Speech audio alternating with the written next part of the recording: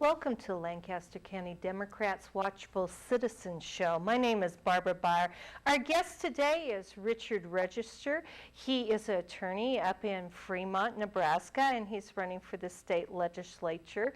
And he's running in District 15. Is that right, Register? That's correct. That's Dodge County. The district happens to be the same as the county. Okay, very good. And so who are you running against? The nephew to the current sitting state senator. Oh, okay.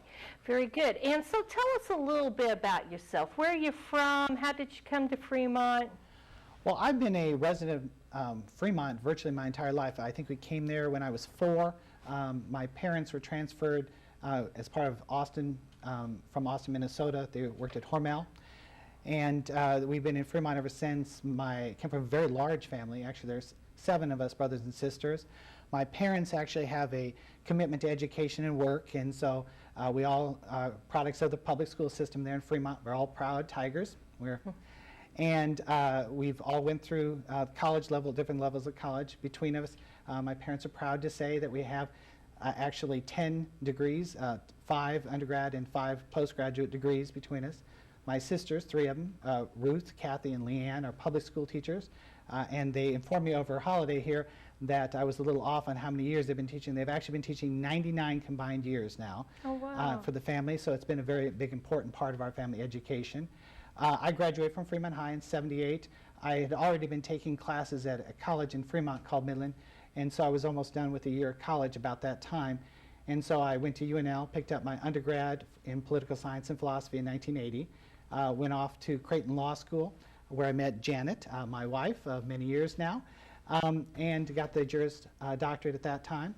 I went back to Fremont, where I grew up, and started to build a law practice there.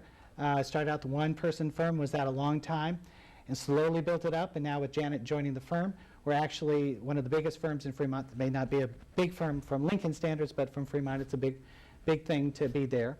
And in addition to the law work, I'm also a mediator for the Nebraska Justice Center, so my designation's the Certified Master Mediator, and I've helped families and communities, entire communities actually, to work through their problems. In addition to that, I've also worked for Metropolitan Community College as an adjunct faculty member for over 20 years. So on my spare time, I teach those classes, and that keeps me close to education and the community that I'm part of. I only teach 1 class a quarter now because of my time constraints, and so I only teach business law now, and that's a very good thing for me to do. It keeps me in touch with the young people and remembering the things to do.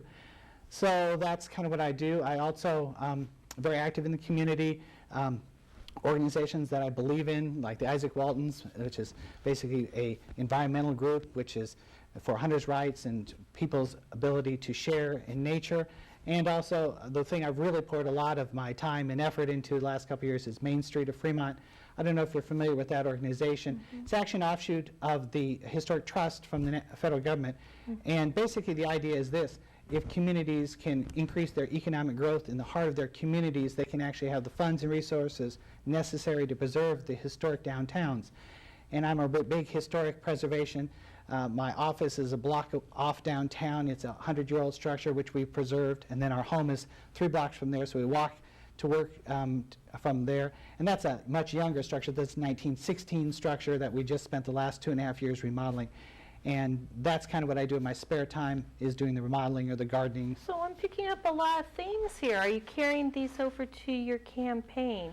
There's environment, there's education, there's historic preservation, there's economic development. Yes. Are those important aspects of your platform? Well, in fact, those are. The 3 E's are the fundamental parts of it, which is the education, the environment, and economic growth. We don't like the term development. We like growth. Okay. Fremont really needs growth, and actually not just Fremont, but Dodge County.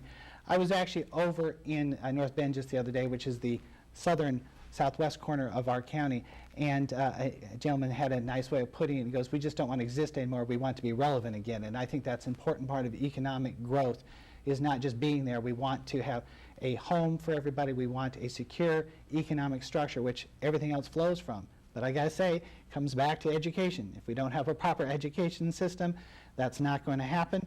And so it's kind of all ties together. Well, that's a huge issue in this state. We have property taxes, our main main resource for funding for public education. Yet we constantly are hearing people say, well, we need to bring property taxes down, it's an unfair tax. What do you think could be a solution there? Well, first of all, bringing property tax down has to happen. It just has to. If we look at the states that surround us, we have an incredibly bad setting compared to them with regard to property tax, and it discourages companies and people from moving to Nebraska. We talk about not wanting people to leave. Well, you have to have a fair tax structure that works, and if you're so out of whack with the states right around us, it's simply not going to work. We can look to those other states to see a more fair system, and almost all of them have a 50-50 split between the state and the local governments in sharing the school costs. They don't have to come begging to their legislature every year for how much is going to come to their school. They have a fair system that will actually can be counted on by the school systems to be able to budget for. But state aid, what is state aid? State aid is income tax, sales tax. What is state aid? You mean which revenue streams you're talking about? Well, first of all, let's look at what we have now. We have a $500 million surplus. Yes, we do. And there's going to be a temptation to spend it like drunken sailors, okay? Yes. And this is one of those rare opportunities when we're not in crisis to be able to realign the taxes and to be able to shoulder the burden more properly throughout the state for our school system. And that's one time we can do that. We can use that in ways where we can have starting teacher salaries increased, help funded by the state. Things to help bring up those teacher salaries are extremely important. When we look at, as I think it's 70 to 75% of the teachers are within a half hour to an hour drive of a border of a state that starts thousands of dollars more for teacher salaries. It's surprising we keep any of them here. And so we really need to move that funding into making sure the starting teacher salaries are competitive with other states. And coming from a lot of teachers, the teacher salary is not just a matter of retaining them, it's a matter of respect. These people are entrusted with the education of our children. They're entrusted with our children's safety. We tell them to be nurses, everything, and yet we pay them less than we pay daycare providers for the same number of children. That's got to end. We have to pay them a fair salary.